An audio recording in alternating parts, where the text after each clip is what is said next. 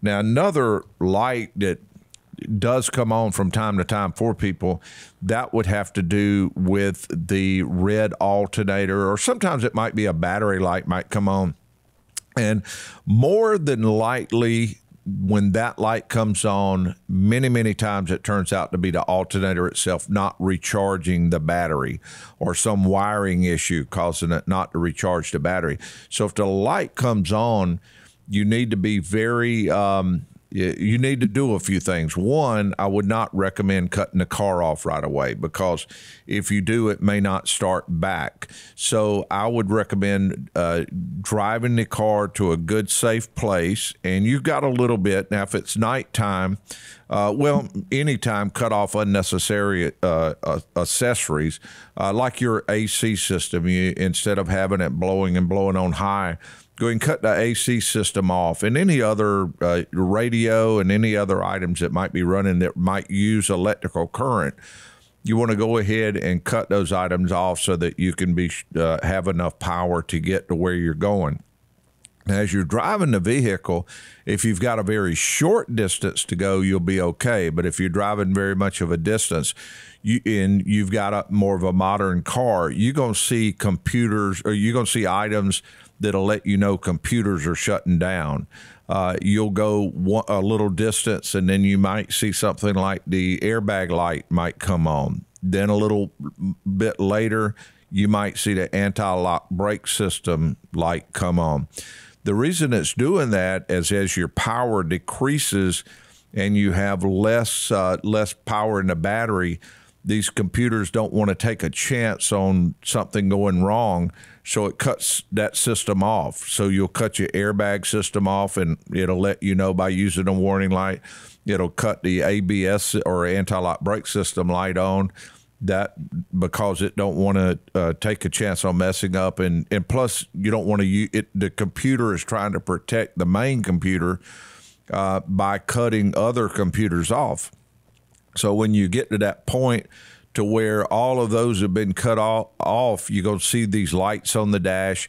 And then when you get really close, the main computer is just going to go boom, that's going to cut off.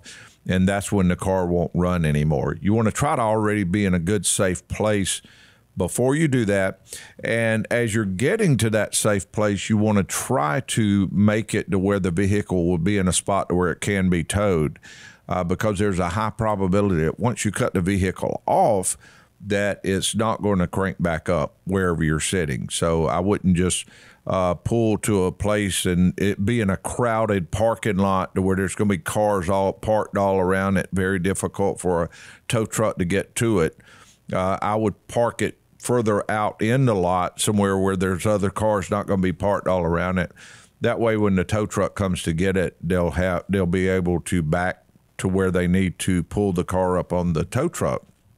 So the alternator is, and of course, if you do see that light come on and you're driving it, monitor all the other lights, especially things like the oil light and the temperature and the other things, because if it's something like a broken belt, it may cause some other issues besides just the alternator. So keep an eye on everything else until you get to a safe place.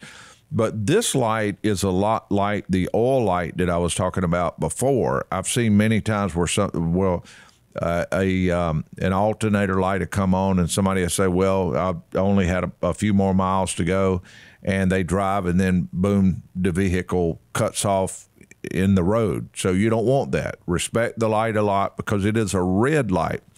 And that's one thing I want to stress as we're talking about these warning lights, is that some of the lights on the vehicle are red and some of them's amber. If you see a red light, that means, boom, you need to act quickly. You need to get something done. You need to either find a place to pull over where it's safe and be safe pulling over, but you do want to get over to the side of the road or get to a place. And it's better to know what to do before these things happen. Know what to do if an oil light comes on. And, of course, with that one, you want to, boom, pull over as quickly as possible in a safe place. But you want to get off the road if possible, as far off so other cars won't, you won't interfere with traffic if you can, but cut the car off as quickly as you can.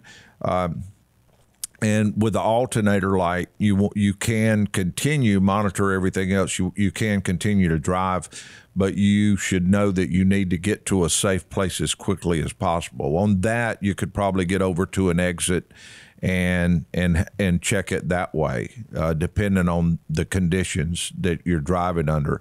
But knowing what to do if one of these lights come on, and remember the red lights are always much more important. Amber lights, we'll talk about those shortly. But when the amber light comes on, you got a little bit more time. You don't have to take immediate action, but you do want to respect those lights also. But they will allow you a little bit more time.